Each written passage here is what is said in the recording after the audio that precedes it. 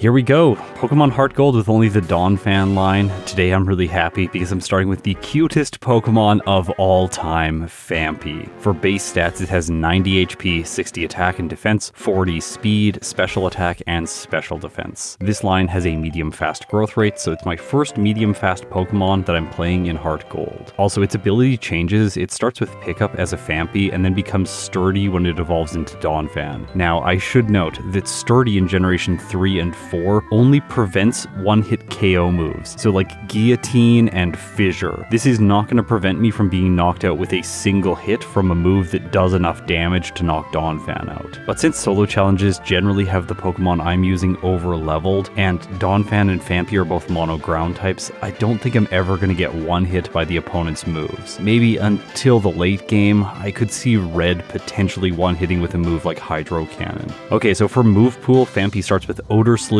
Tackle, Growl, and Defense Curl. Through level up, it gets Flail, Takedown, Rollout, Natural Gift, Slam, Endure, Charm, Last Resort, and Double Edge. I want to draw your attention to the fact that on its level up set, it gets no same type attack bonus moves. Why?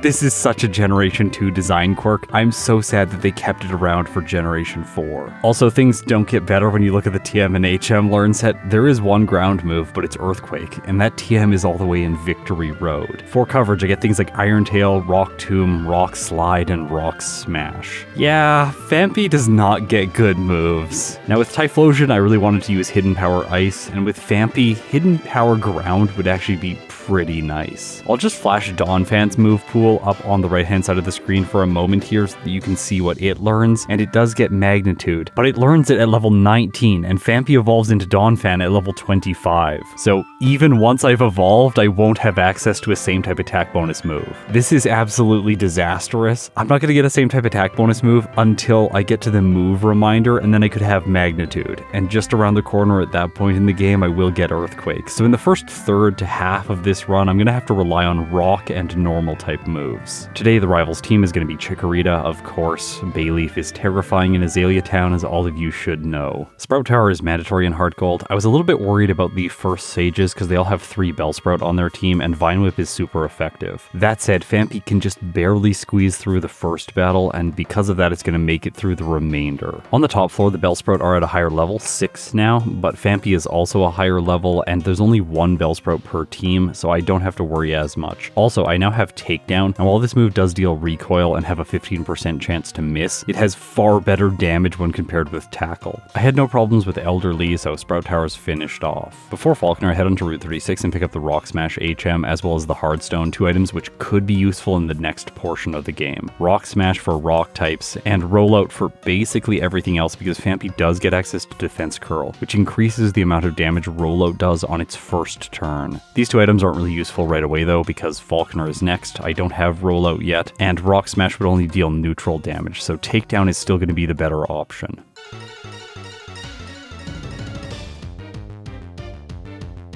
Pidgey is first. I set up 1 turn of Defense Curl since it's pretty weak. Unfortunately, it does go for Sand Attack, lowering my accuracy, but this doesn't cause my next takedown to miss, so I knock out his lead in 1 turn. Pidgeotto comes in next. It goes for Gust, doing okay damage. That was 10 hit points in 1 turn, and then Famp does miss. Alright, this makes me a little bit concerned, but I can rely on Flail, because as Pidgeotto attacks me, Flail's damage increases, so as I get to low hit points, I start using Flail. Gust takes Famp to 4 hit points, meaning that Flail's effective power is 150, and of course I crush Falconer's ace with it. Okay, with the first gym lead out of the way, let's look at this gym puzzle. This is going to be our B plotline for today. This one is improved compared to what it was in Crystal. In Crystal, you literally just walk up the sort of S pattern towards Falconer and then fight him. You have to fight both trainers. There isn't really a puzzle. But in this case, there are these little transparent tiles that you can walk onto the side to skip the trainers. Now, while I said this is a puzzle, it isn't really. There's nothing to solve here, but the player does have to make a choice. And every time that happens, it makes these solo challenges more interesting. Do you want the extra training from the bird keepers, or instead do you want to skip them and save some time? These small details keep solo challenges interesting, and it's the reason that I continue to do them here on this channel year after year. On my way to Azalea Town, I battle trainers, leveling up to 15, where I get access to Rollout. I put it in the place of Tackle. Defense Curl is obviously useful in combination with this rock type move. Takedown deals good damage, and Flail can be situationally useful. Because I'm using Rollout as my rock type move, I'm I'm gonna skip Rock Tomb in Union Cave. I just don't think it'll be more useful, and in Generation 4 its base power is still 50 and it only has 80% accuracy. Okay, next gym puzzle. This one is far better than it was in Generation 2. Bugsy's gym doesn't really have a puzzle, but in this case it does. You have to choose which creepy spider to step on. But I should note that these spiders have 6 legs,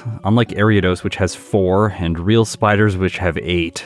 I don't know. Anyways, I guess it's a creepy bug. It looks kind of like a tarantula. Cool, I guess. Although not the most educational for kids playing this game. The puzzle's simple. Step on the far left spider. It'll take you all the way to the middle platform where you can battle one trainer. Then do not flip this blue switch. It's trying to trick you. After that, you step on the middle spider, which is your only option. It takes you over to this little platform where you have to do a double battle against these 2 trainers. Although I will note, if you deposit your HM users or you don't catch any additional Pokemon to this point in the game, they will not battle you and you can skip this fight altogether. Next, flip the blue lever, step back onto the platform. It'll take you over here where you flip a red lever, and that takes you to Bugsy. Now, as I'm headed towards the gym leader, I want to say that this gym doesn't really have any interesting choices from a play perspective other than the double battle. Their Pokemon don't give particularly good experience yields because they're only a Ladybug and a Spinarak, so you probably just want to skip this battle in every single playthrough, making it not a very interesting choice. Whereas the trainers inside of Falkner's gym come early into the game, so some Pokemon will need to fight everyone in order to have a good level to fight the first gym leader. And other Pokemon like Final Stages, let's say Mewtwo for example, is obviously going to want to skip those trainers. This choice here is a lot less interesting from a playing perspective, so we're probably not going to talk much about Bugsy's gym in the future. So for a regular playthrough, I would say that Bugsy's gym has more flavor and is a more interesting puzzle, but for solo challenges, it's less interesting from a play perspective. Okay, now let's take on the gym leader.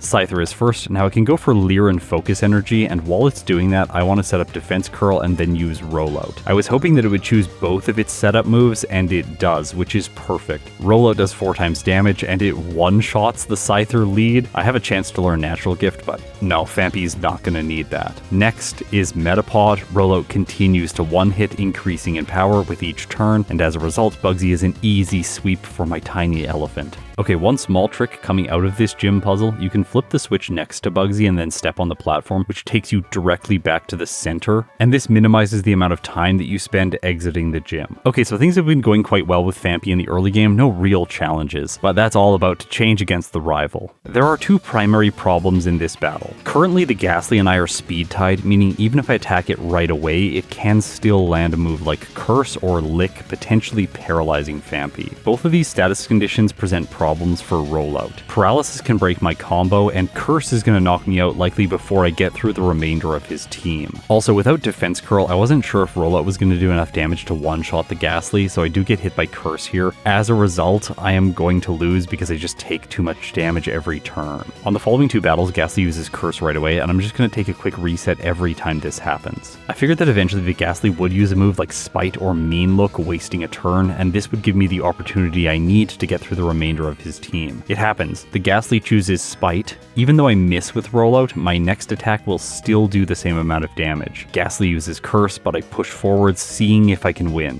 Bayleaf is also a speed type with 27 speed. It moves first, setting up Reflect, and then Rollout does very little damage. Alright, this isn't good. Luckily, Bayleaf misses its next attack, which is Poison Powder. Rollout is able to knock it out. I survive with 18 hit points, but Curse is going to knock me out. However, then Fampi levels up. I gain some hit points, survive Curse with 3 health. Zubat comes in, I cross my fingers hoping for Rollout to hit. It does, and the flying type faints. Fampi just barely pulls through. In the forest, to teach it Headbutt in the place of Takedown. While it has lower base power, I think this move just has higher utility. I played a decent amount of Voltorb Flip in this run, but not too much, only up to 16,000 coins, because I don't need a lot of the TMs. The one that I'm primarily targeting right now is Substitute. In combination with Defense Curl and Rollout, I think it has potential to equalize some of the bad RNG that Rollout can cause because of its 90% accuracy. And you can see a little bit of that here against the Snubble in Whitney's gym. When Rollout isn't able to stack up because I have a status condition like Paralysis, things go very badly. Paralysis,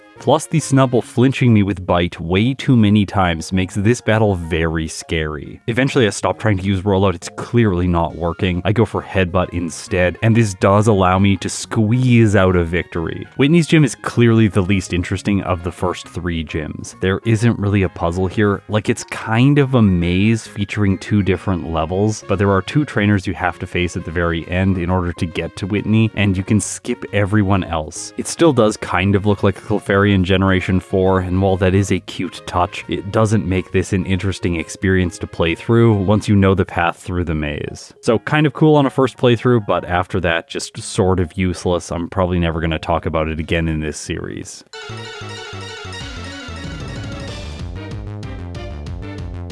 Okay, here we go. Whitney, Clefairy's up first. Substitute turn 1, defense curl turn 2, then rollout. It 2-shots the Clefairy and I move on to Miltank. It breaks my substitute with Stomp, but it can't flinch me. Rollout does a lot of damage, but it's gonna need 1 more hit. This means I am susceptible to another flinch from Stomp. Luckily for me, while it does critical hit, it does not flinch, giving me 1 more chance to use rollout. It works, and Whitney's defeated. Okay, so I'm going north of the city towards the national park, and I'm gonna re-emphasize this point. Both Famp and Donphan do not learn the move Dig. By the way, I just want to make a small aside here about making YouTube videos, which wouldn't have made any sense to me when I first started this channel, but now over time I have learned something. And that is, if you read all the comments, they eventually shape your way of communicating. I notice that now I am a lot more defensive in my communication style, trying to over-explain small details to avoid people having misunderstandings. I've been aware of this phenomenon happening in my own communication style, and you can see it across the platform in other creators. Just think back to 2016 YouTube, where Poketubers would always make a disclaimer at the beginning of all of their videos. Hey guys, this is just my opinion. I know that you might like these Pokemon. This list is all about what I think. It's subjective. This is the creator communicating in a way to disarm comments that would later be viewed as a criticism of their work. Initially, my first thought in solving this was just put all the information on screen so that people can literally see it within the video and then they won't ask silly questions. But I have been amazed that people don't look at the stuff I put on screen.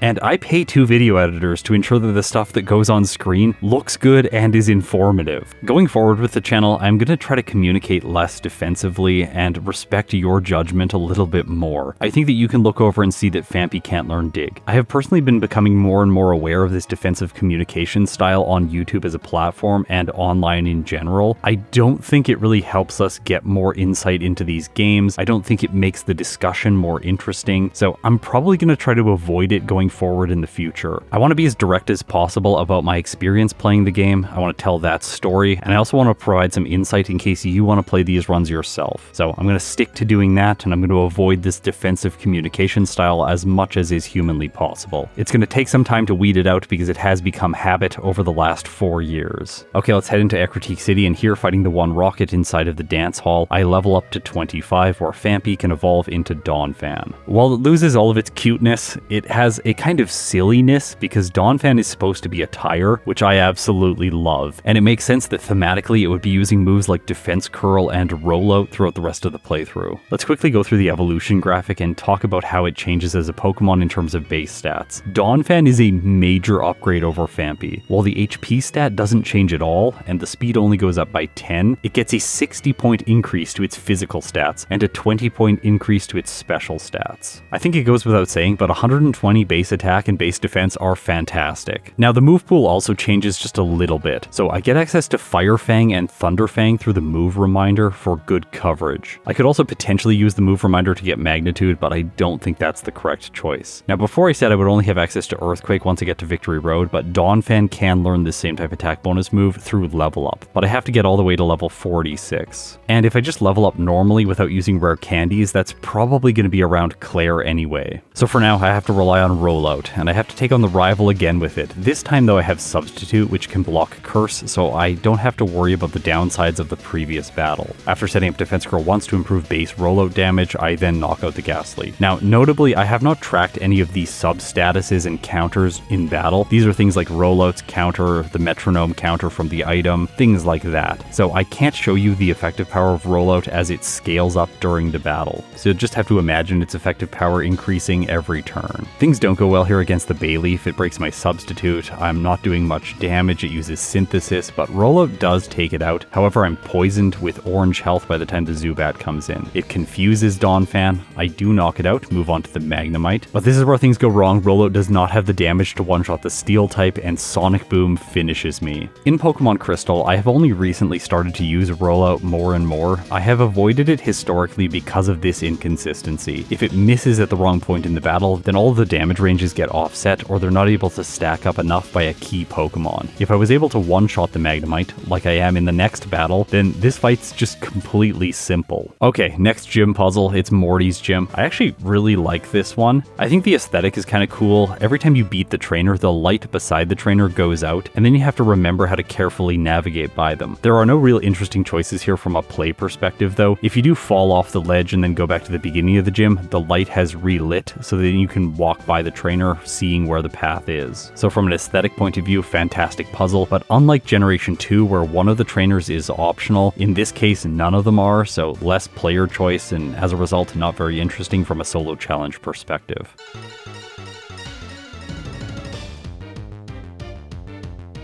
Morty leads with Ghastly. Of course here substitute, block Curse, set up Defense Curl, and then sweep with Rollout. I just don't want to miss against the Gengar, and luckily I don't, so Donphan 1 hits and the remaining 2 Haunters are also easy to knock out. Even if he broke my substitute, and he does end up doing that with the final Haunter's Nightshade, it doesn't matter, because even if Rollout missed, I would still have enough time to likely win. With him out of the way, I have a choice to make. Do I go to Chuck or Price next? Technically as a ground type, Donphan is weak to both of their Pokemon. Price is ice types, and Chuck's Poliwrath. I decided to take on Price next because he's typically not very good, and Chuck's Poliwrath is fantastic. I've been having some problems with it lately, so I want to ensure that I'm at a high enough level by the time I get there. I'm going to skip the entire Rocket section of the game because it is boring, and I respect your time despite the length of all of my content. Okay, the puzzles in here, because there are multiple of them, are just the kind of thing I like. Sliding puzzles where you have to move blocks around and then line things up so that you can get through the next door. But these are really fun and engaging the first time you go through them,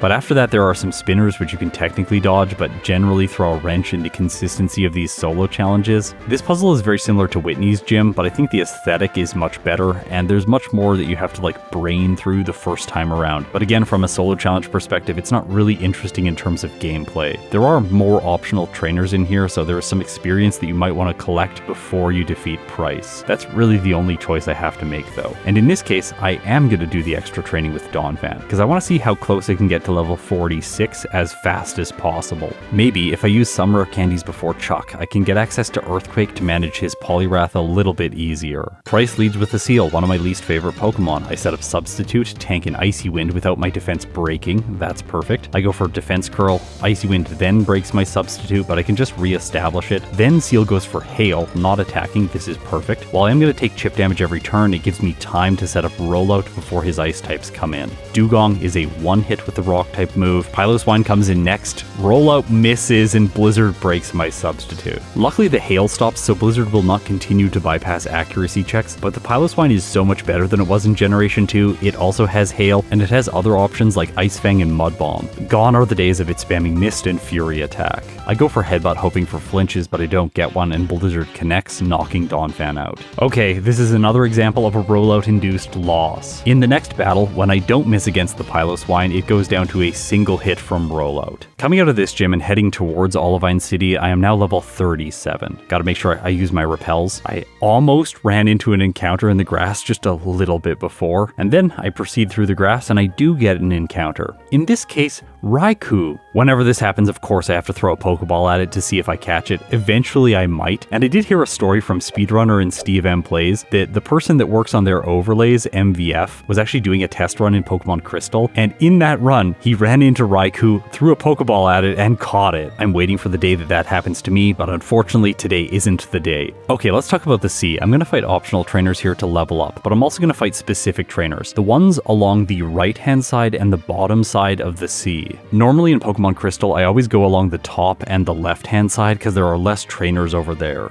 In Generation 2, there are actually no mandatory trainers. There's one spinner, one person you can dodge, and one predictable spinner that you can also dodge. In Generation 2, there is one random spinner who can catch you if you don't have spinners turned off, and then there's a predictable spinner and a static trainer that you can just surf past. In HeartGold, I have changed up the route that I'm doing here, going along the bottom, because the two whirl islands that have rare candies in them are the one at the top right and the bottom right. So to gain access to them through their whirlpools, I need to walk by these trainers multiple times. If I just fight them now when I want experience anyways, then the path here is cleared for the future, which will save me some cognitive resources. This isn't something that you're ever going to notice in a solo challenge, but when I'm doing these runs and they take roughly 3 hours, by the end I am exhausted. Any small thing I can do in my play like this to make it a little bit easier on my brain the later I get into the run will prevent mistakes. Okay, so arriving on the island, now let's head into the gym and talk about this puzzle. It's kind of cool aesthetically, but it's not really interesting from a play perspective. There are two trainers over on the right hand side of the gym that I never have to face. You only have to face the people on the left hand side, and really only one of them. One of them is walking back and forth and you can dodge him, but I typically don't do that because you have to walk by him 4 times, so it is most likely that he is going to catch you, and I don't want to dodge him each pass, spending a small amount of time predicting his motion. It seems more efficient to just fight him and get the experience. Fighting one of the optional trainers on the right hand side of the gym brings Donphan up to level 43. I can now use 3 rare candies to get it to level 46 to learn Earthquake in the place of Headbutt before I face Chuck. And like I said with this gym puzzle, you have to exit the gym, reset the positions of the trainers on the left hand side, and then come back in, bypassing the guy who's running back and forth, failing to walk upstairs like I do. Of course, it's 4 times game speed. Stairs are like one of the hardest things in the game. Eventually I make it to the top, press the big red button, then Chuck is accessible for battle. Primate is first, Earthquake 1 hits. Next is Polyrath, and once again I get another 1 hit. So that was simple, just like Jasmine's puzzle, which is not even a puzzle. There are 2 trainers here, they walk over and talk to you, and then they're like, psych, I'm not going to battle you because you helped her in the lighthouse. I guess that's kind of the gym puzzle. This is honestly awful. In Crystal there are no trainers in the gym, and I far prefer that because you don't get your time wasted with dialogue.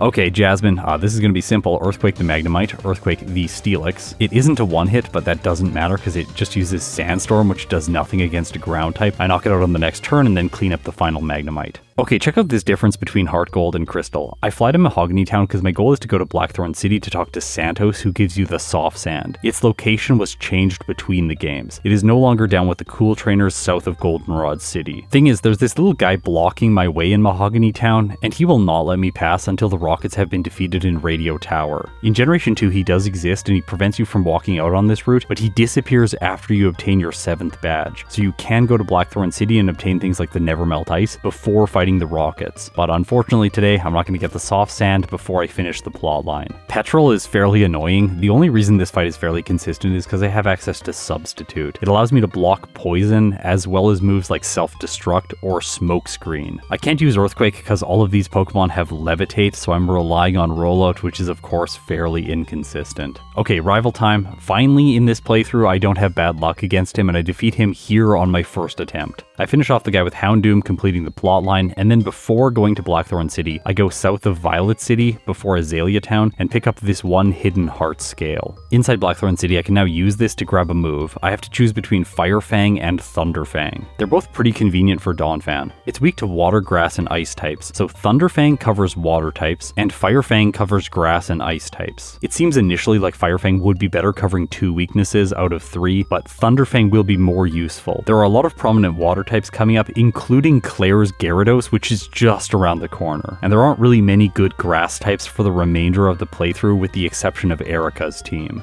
Plus, I've already defeated Price, so the ice types are behind me. Before heading into the gym, I grab the soft sand, and now we have one final gym puzzle to discuss. This one is again cool on a first playthrough. You have to solve some stuff moving these tiles around, but in a solo challenge, it is exclusively annoying. There are spinning trainers here, which are unpredictable, and they will sometimes catch you, and in other times they will not catch you. The reason this is annoying is because my goal is to rank every species accurately in a tier list. If that's my goal, then these spinners occasionally bias my results with some Pokemon. They're honestly just really frustrating, and eventually I'm probably just going to turn them off altogether because I don't want this kind of inaccuracy creeping into my results. Okay, so with the last Johto puzzle out of the way, let's take on Clair.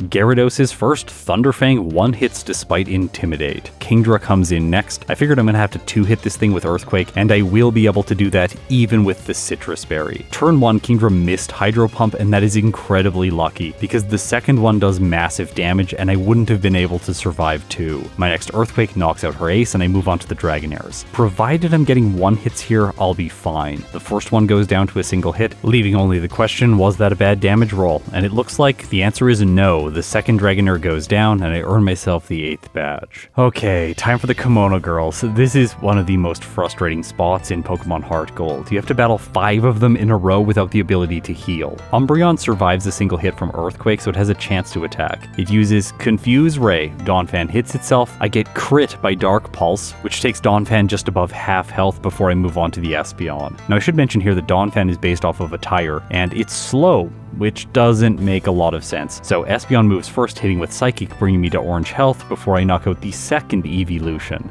Flareon and Jolteon are luckily both not problems for Donphan, but the Vaporeon that ends this gauntlet could be an issue. It only has 61 speed, so I'm able to move first with Earthquake. I crossed my fingers hoping for the knockout, but remember, Vaporeon is very bulky. Look at its HP stat, 153. Luckily for me, Earthquake does do enough. Remember how in the previous rival battle I had a good time because Rollout hit whenever it needed to?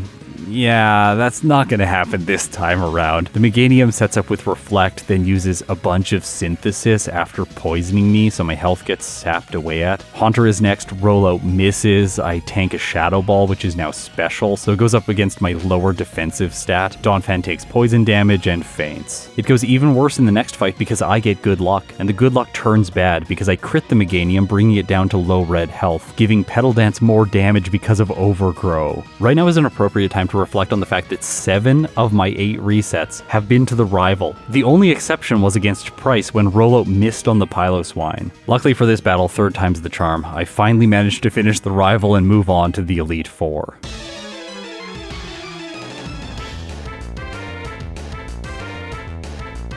Will is up first. I'm going to use Rollout here.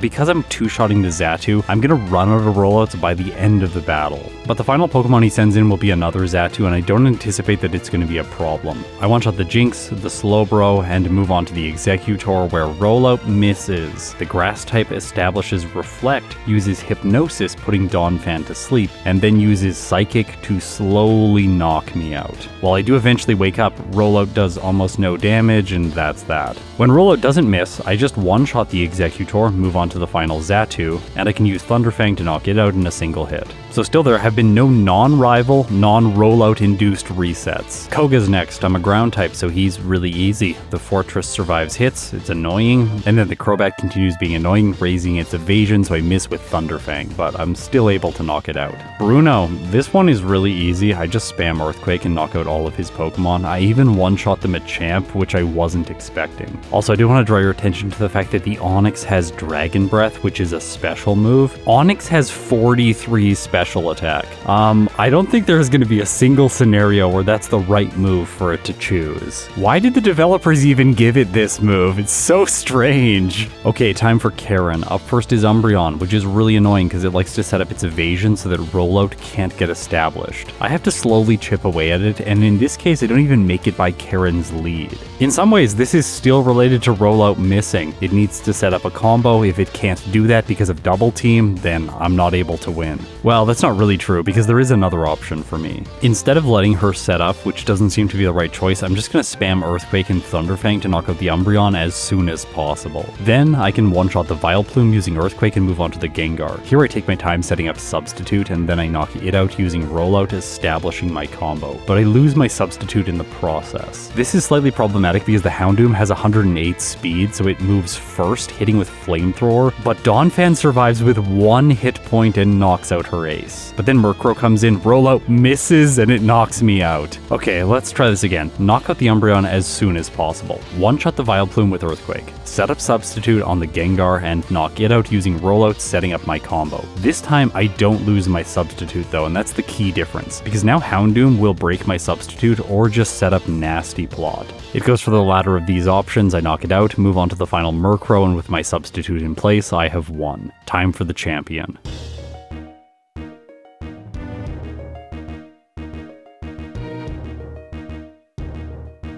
In this fight, Donphan has everything working against it. He leads with a water type, which has super effective damage in the form of Waterfall. Gyarados intimidates me, lowering my attack stat, and Rollout is essentially my best move against his entire team. I can use Thunderfang to one-shot the Gyarados, and then he sends in Dragonite, and now I have to use Rollout to attack it because this is my best choice. Unfortunately though, this Dragonite has Blizzard, it's doing more than half, and my Rollouts are doing pathetic damage. I thought maybe establishing Rollout on the Gyarados to set up my damage before the Dragonite would be a better choice, but this means I get hit by a Waterfall in the process, so I lose about 1/3 health. I crit the Dragonite, knocking it out in one turn. That's good, no more Blizzards. His next Dragonite comes in, this one goes for Dragon Rush, taking me to orange health, and this move causes Donphan to flinch, so no more Rollout combo, and that's a second loss. At this point, I'm sure some of you are going to be wondering where the Rock Slide TM is. That's what I was hoping I could have, but I can't. It's the prize from defeating Brock. I tried again. I want to draw your attention to the fact that I've taught Rest to Donphan in the place of Substitute. This way I can heal if I make it to, say, the Aerodactyl or the Charizard. I'm also holding the Metronome, but I do want you to know that this only increases the damage of Rollout on the turn that you select the move, so it doesn't compound with each successive hit from Rollout. With a third loss to Lance, I decided to use 9 rare candies to boost Donphan up to level 69. Things don't go well here though, because I can still miss Rollouts, and if that happens I break my combo on the Gyarados and get taken to 21 hit points before the first Dragonite comes in. I am eventually going to stop attacking. Rollout does on the Ace Dragonite, so here I have to use Rest. It's doing a lot of damage with Outrage. I figured I could stall it out and have it hit itself in confusion once the move runs its course. I take my time playing defensively, and eventually it works out for me and I do knock out the Dragonite, moving on to the Charizard for the first time. I'm faster, I'm already locked into Rollout, it hits, and Charizard faints, but Aerodactyl is faster, and with only 6 hit points remaining, I lose. So all of these resets are again a problem of Rollout. I'm missing at the wrong times so that I don't have the hits when I need them, and I can't heal when I need to. In the next battle, I can heal on the Charizard, and this is far more advantageous. I take my time here, eventually it's not going to do very much damage, that happens, and then I knock it out with Rollout, proceeding to the Aerodactyl with orange health, which is better than last time. I survive its Aerial Ace, Rollout hits, and Lance's final Pokemon goes down. Okay, big sigh of relief, that's over. We have defeated the Round 1 League, but there is still Round 2, and there's a whole bunch of gym puzzles to talk about in Kanto. The first one is Lieutenant Surge's puzzle, which is always awful for solo challenges, so again I have modded this one out. The top left can is always the first switch, and immediately to its right is always the second can. By the way, if you're curious how I did this, here is the code. I literally just set the first switch to the 0 indexed can and the second switch to the first indexed can. By doing this, you can manipulate any of the cans and place the switches wherever you want. I figured that over on the left was the best positioning for them. That way it's quite hard to bump into a trainer by accident, and it's also on the way to Lieutenant Surge, minimizing the number of steps that I need to take. I'm not going to talk about Surge, he's really easy as you'd expect. Misty's gym puzzle is an annoying one. There's spinners, you can dodge them, but not always. Really annoying for solo challenges, and this gym is slow to progress through because you have to use Surf, and that's just really frustrating. I far prefer the design from Generation 2 where you can skip all the trainers by just surfing along the side of the gym. But for a regular playthrough, this one definitely does have more character, so I guess that's a plus. If you're worried about Misty, don't be. Donphan is overleveled after the rare candies before Lance, so this fight is a series of one-hits using Earthquake. One notable thing about the puzzle in here is that you have to pick up the machine part after making it through the entire maze. It's over here in these little inflatable tubes, and it only shows up there once you've defeated the rocket on Nugget Bridge, so you have to do that section of the game before this gym, which is unlike Crystal. Brock's gym. Hey, you can actually skip the trainers in here now, which you can't do in Pokemon Crystal, although in that game there is only one trainer, but while simple, this is an improvement over Generation 2, so good job Game Freak. Brock's team is obviously simple, and with him out of the way, I finally have the TM for Rock Slide. It's just coming far too late into this playthrough. Okay, let's talk about Blaine's gym, because he didn't have a puzzle before in Generation 2, and he now kind of has one. You have to talk to the trainers, and then they will move out of the way, opening up 2 choices to you as to which trainer to fight next. In this case, the minimum number of trainers that you can battle is 3, going around the right side all the way to the other side of the gym, where one guy will walk out of the way and allow you to fight Blaine. I did take on some optional trainers here just to level Donphan up a little bit more, because I'm getting worried that the fact that I had to use rare candies for Lance is going to cause significant problems against Red at the end of the game. Blaine is another series of one-hits, although the Rapidash is faster than Donphan, so it hits with Overheat before I knock it out.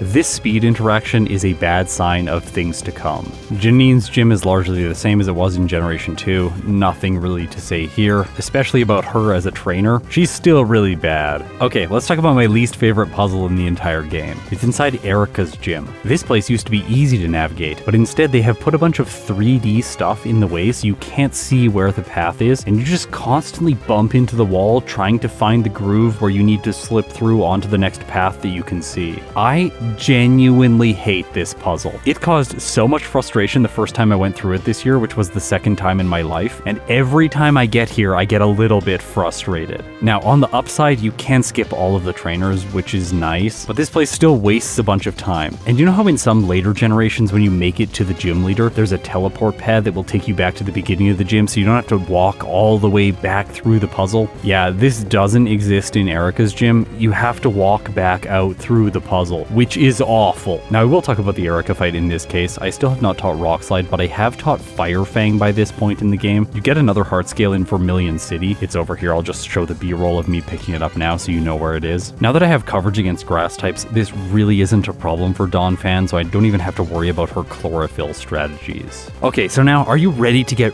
really angry? Are you ready to get riled up? I am so mad about this. Check this out. You go through Sabrina's gym. It's the same puzzle as it was in Generation 1 and 2. And then once you get to Sabrina's room, there is a red teleporting pad which they added in this game, and it takes you back to the beginning of the gym. Game Freak, why didn't you do this with Erica's gym? They could have made like a little path you could walk back along and then jump over a ledge so that you can't go back that way when you come in through the door. I don't know. I'm really disappointed about this one. Luckily for Donphan, Sabrina isn't a problem, so that's another gym leader down. Okay, now we're going to talk about some fun puzzles. This one I really like, even though it's not interesting from a solo challenge perspective, which is mostly the case. The spinning tiles inside of Blue's gym are genuinely cool because you can actually see ahead and calculate which path you want to step on. But if you go too quickly and step on the wrong tile, then you won't end up where you need to go. And the gym is also long enough that you can't really plan super far ahead. There is one trick here though, always step on red tiles. If you do that, eventually you're going to make it to the end of the gym. And you can navigate this puzzle successfully without fighting any additional trainers. That's it for gym puzzles. Now, time for the final gym leader, Blue.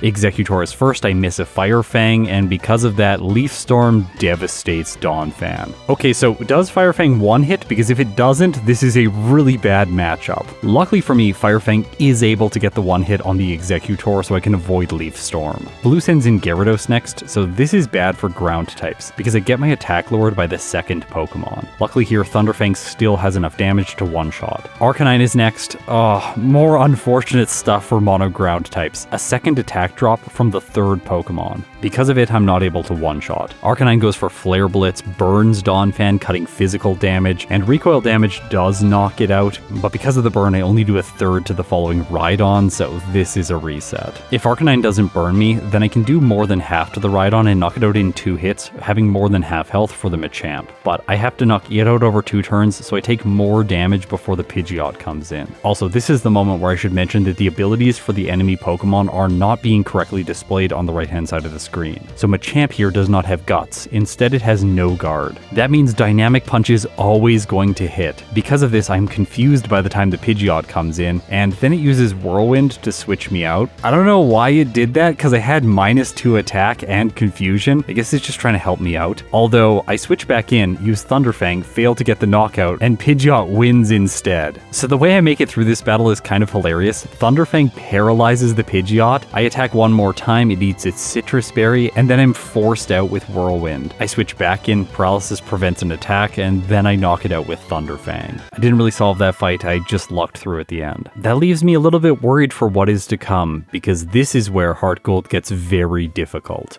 with the League rematches. Will is first. I have Fire Fang for Bronzong, but it still takes multiple hits to knock out. Jinx goes down to a single hit, so does the Grumpig, but the Slowbro takes 2 hits from Earthquake. Gardevoir is much more frail, so it's a one-shot, but the final Xatu causes some serious issues with Confuse Ray. It's very fast with 155 speed, and Donphan right now is just not keeping up. It only has 128. As a result of the status condition, I take my first Blackout. In the next battle, Disaster. I do not one-shot the Jinx, stinks. It hits with Blizzard, does devastating damage, and basically that's it. Okay, so Will is difficult? This is not good. I make it to his final Xatu with low health. Because of that, it attacks with Psychic instead of confusing me, giving me a chance to use Thunderfang, and that's what I need to win. Because of Donphan's typing, Koga is very straightforward, and I move on to Bruno. Once again, this is another Machamp with no Guard. It does not have Guts. As a result, it hits with Dynamic Punch, confuses Donphan. This status condition prevents attacks, and as a result, I take a loss. I'm gonna black out here once again to save all the experience. I make it back to the Machamp, hit with Earthquake. This time, Confusion doesn't mess me up, and so I take a victory over Bruno. I'm coming out of this fight at level 82, and I have 8 rare candies, so I'm going to use them now to go up to level 90 before fighting Karen.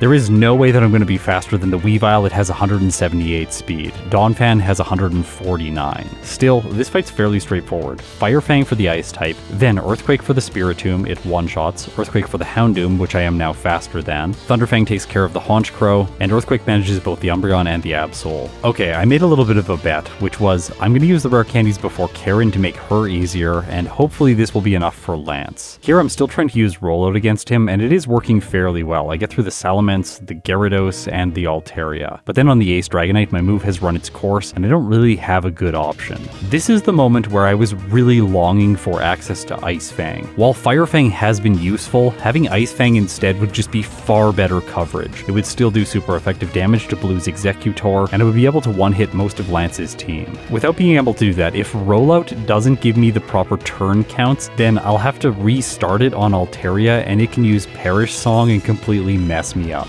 This frustrating scenario happens 2 times in a row. Gyarados gets me with a critical hit from Waterfall, and then finally for the first time I'm able to knock out Lance's Ace Dragonite and move on to the following Pokemon, which is Garchomp. It's fast, 155 speed, and Donphan only has 150 at level 91. It moves first, uses Earthquake, and my ground type faints. Okay, so I'm going to black out multiple times to the league, training as much as I can, and then make it back to Lance. This is a total of 5 blackouts, and then I arrive at the champion at level 98 with a speed stat of 161. This is conveniently enough to speed tie the Charizard and move first against the Garchomp. On my first attempt against him, I lose focus a little bit and faint to a burn. This is because the run has now taken me over 3 hours and 15 minutes. I'm starting to struggle with staying focused. I make it by the Dragonite with a Rollout in the next battle. I'm a little bit frustrating watching this footage that I didn't experiment with Rock Slide. I really think I should have. That said, with -2 from Intimidate off of the Salamence and the Gyarados at the beginning of the battle, Rock Slide wouldn't be doing a lot of damage, so I'm relying on the fact that Rollout can work around this disadvantage by increasing its damage every time it hits. Okay, but will it be enough to knock out Garchomp? And the answer is honestly no. Although, Garchomp uses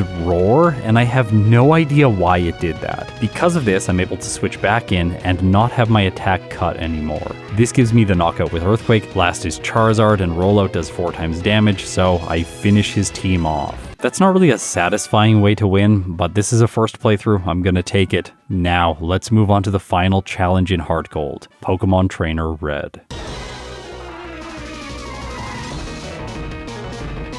This battle starts off easy because Pikachu is first. It's either going to attack with Iron Tail or Quick Attack. It misses Iron Tail and I knock it out for free. Because of rare candies, I've been able to max my level out at 100. Even here, my Earthquake is not able to one-shot the following Lapras, so it attacks with Blizzard, doing more than half. Red sends in Blastoise next, and it finishes me with the same Ice-type move.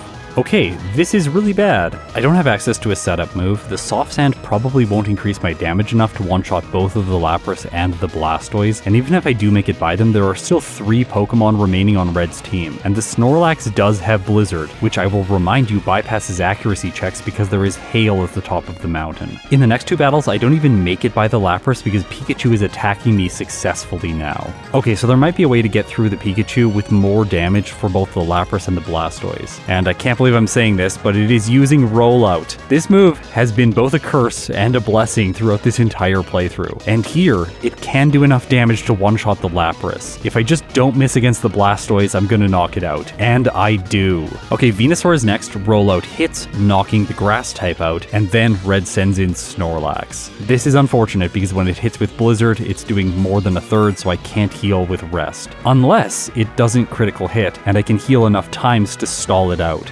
Unfortunately though, it has enough damage so it knocks Donphan out first. Okay, so I'm level 100. My rules permit me to use double team at this point in the game, so I'm gonna go back to the game corner, earn myself 6,000 coins with Voltorb Flip, and then purchase this TM from this shop in Celadon City. So even with +6 evasion, this doesn't help because remember, Blizzard bypasses accuracy checks. I forgot that in the moment. I was just like, if I can make him miss, it's gonna be fine. No. Blizzard never misses. Even double team can't help.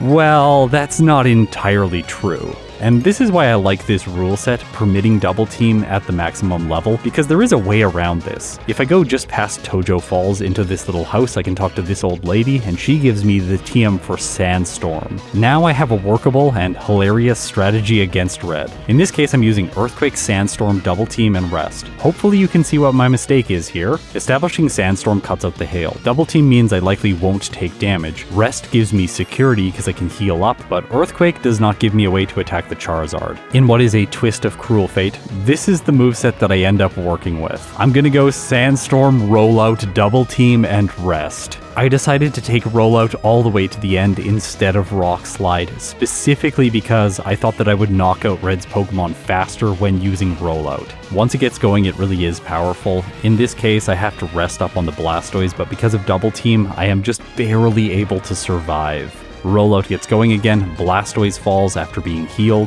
Venusaur goes down. On the Snorlax I have to re-establish Rollout, but it's not able to hit me, and as a result I make it to the Charizard, one-shotting with the Rock type move.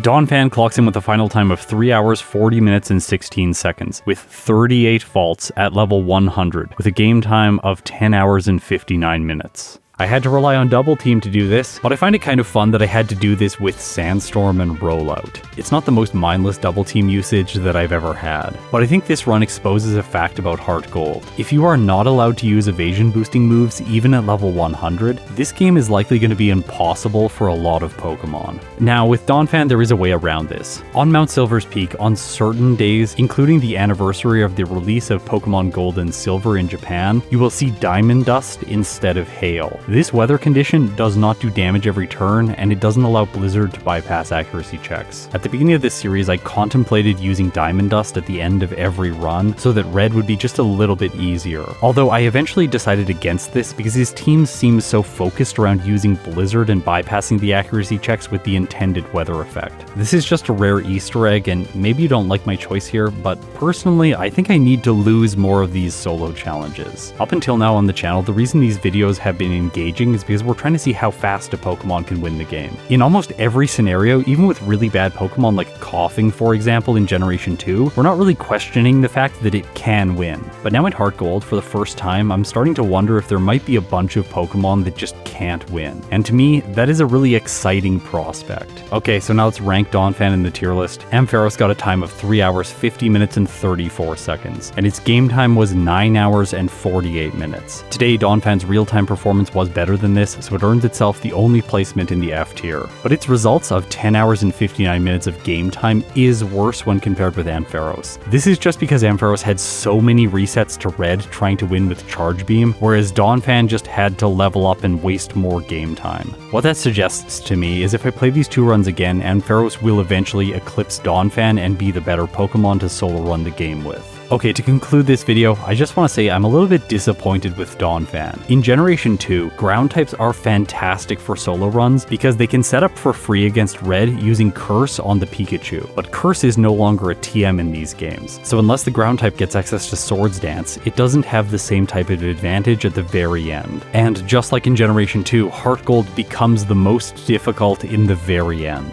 Plus, Red relying so heavily on Blizzard strategies, not having an Espeon anymore, having a Lapras instead, really does disadvantage a ground type in a way that just wasn't present in Generation 2. Now in those games, normal types are fantastic, so I want to try one here in HeartGold. I've also said that Ursaluna might just be one of the best Pokemon in Generation 2. It is a normal ground type, it has all of the advantages. That said, Ursaring is still a very excellent Pokemon in Generation 2. So tomorrow, let's try it out in Pokemon HeartGold.